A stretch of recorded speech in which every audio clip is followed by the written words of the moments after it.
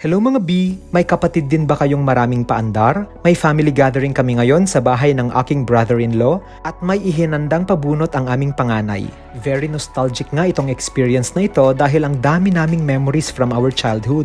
Tinitipid ko talaga yung baon ko para lang may ipangtaya sa pabunot. Kapag sinuswerte ka, may iuuwi kang brand new brick game o di kaya ay 50 pesos cold cash. Kapag minamalas ka naman, plastic balloon o bubble gum lang ang makukuha mo. Yung iba nga, wala man lang consolation prizes. At an early age, naranasan na naming itaya ang lahat pero uuwi pa ring luhaan. Gusto naming iparanas sa mga bata ang simple joys na na-experience namin nung bata pa kami.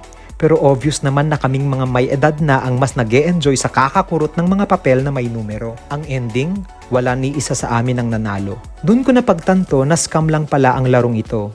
B, matanda na tayo. Huwag na tayong utu-uto para di na tayo umaasa at nasasaktan. Yun lang.